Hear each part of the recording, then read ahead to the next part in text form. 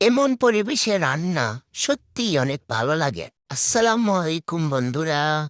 আজকে আমি বানাবো কাচ্চি বিরিয়ানি। তাই প্রথমেই বাসমতি চালগুলো নিয়ে একটু ধুয়ে নিব ভালো করে পানি দিয়ে। চালগুলো ভালো করে ধুয়ে নিতে হবে। আজকে আমি তোমাদের সাথে শেয়ার করতে যাচ্ছি আমার মিনি কিচেনে বানানো স্পেশাল কাচ্চি বিরিয়ানি। প্রথমেই আমি কড়াইটা বসিয়ে নেব আমার ছোট্ট চুলায়। তারপর তেল দিয়ে তেলটা গরম করার পর আমি পেঁয়াজ বেরেস্তা করে নেব এই তেলে। ওমা এ কি আমার তো কড়াই পড়ে যাচ্ছে বন্ধুরা, এখন কি হবে তোমরাই বলো। ওমা ওমা ওমা, এদিকে তো আমার কড়াইটাই রান্না হয়ে যাচ্ছে, কড়াইতেই আগুন ধরে গেল। এখন কিভাবে রান্না ঠিক আছে, সমস্যা নাই। এদিকে কড়াই পড়তে থাকুক আর অন্যদিকে আমি আমার পেঁয়াজটা বেরেস্তা করে নেই। এই তো বন্ধুরা, আমি আস্তে আস্তে আমার চুলায় পেঁয়াজগুলা বেরেস্তা করে নিচ্ছি। দেখো পেঁয়াজগুলো একদম বাদামি বাদামি কালারের মতো হয়ে যাচ্ছে। এখন আমি পেঁয়াজগুলো একটু তুলে নেব, তুলে নিয়ে একটু সাইড করে রেখে দেব। তারপর এখন আমার মেইন আসল পালা হচ্ছে বিরিয়ানি রান্নার। আমি একটু তেল দিয়ে নিলাম আমার পাতিলে। তারপর এই তো বন্ধুরা, তেলের মধ্যে রসুনটা দিয়ে একটু নাড়াচাড়া করে নিচ্ছি। আপনারা তো নিশ্চয়ই জানেন বিরিয়ানি রান্না করতে কি কি লাগে। দেন আমি একটু টমেটো দিয়ে নিলাম যেন একটু সুন্দর হয় কালারটা বিরিয়ানির, একদম মাখো মাখো।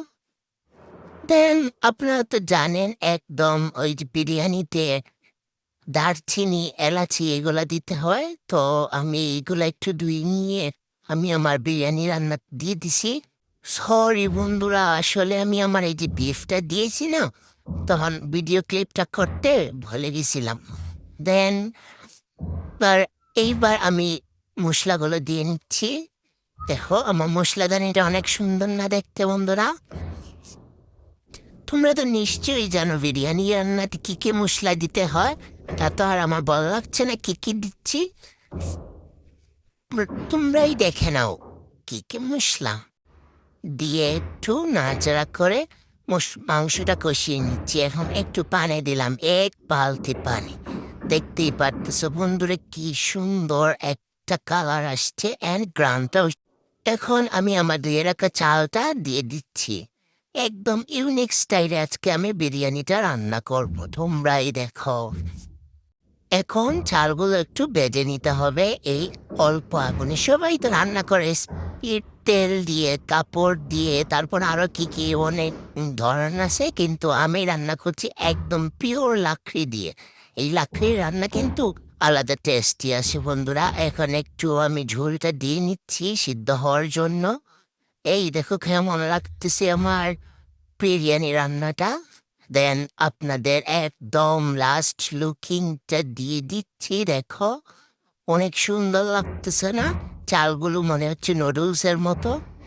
এই যে এবার আমি একটু কাঠি দিয়ে নাড়াচাড়া করে রেডি করে নিচ্ছি। দেখো আমার চালটাও মনে হচ্ছে ফুটে। এখন আমি নামিয়ে নেব আমার বিরিয়ানিটা। দেখো এখন পেরেস্তাটা দিয়ে দিচ্ছি, কালারটা একদম সেই দেখা যাচ্ছে না বন্ধুরা?